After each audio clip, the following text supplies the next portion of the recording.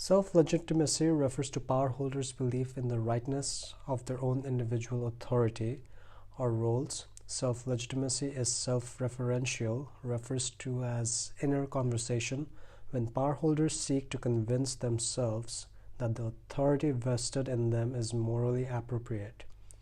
Yet, findings from quantitative studies of police officers show that self-legitimacy matters for police officers' commitment to the rights of suspects, to officers' support for the fair treatment of citizens, and to their attitudes to the use of force.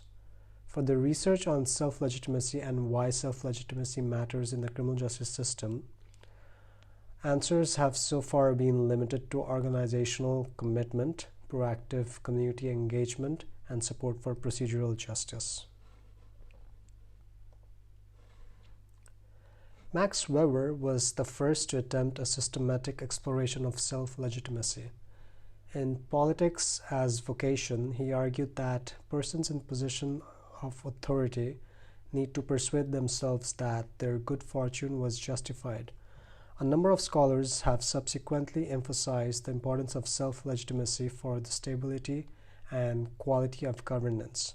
The most important recent contribution came from Rodney Barker, whose book Legitimating Identities was the first to focus entirely on self-legitimacy, defining it as it attempts by power holders to justify to themselves or others the actions they are taking and the identities they are expressing or claiming.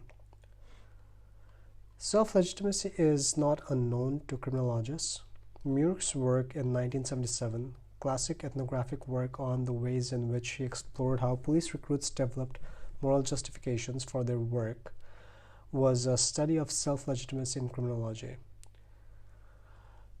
Bottens and Tankibi argue that the confidence officers have in their self-legitimacy arises from the various relationships in which they might feel recognized and accepted.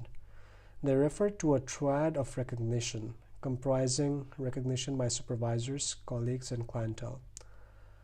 From their interactions with supervisors, colleagues, and clientele, officers receive information or cues that they might confirm or lead to revisions of constructed identities of legitimate power holding.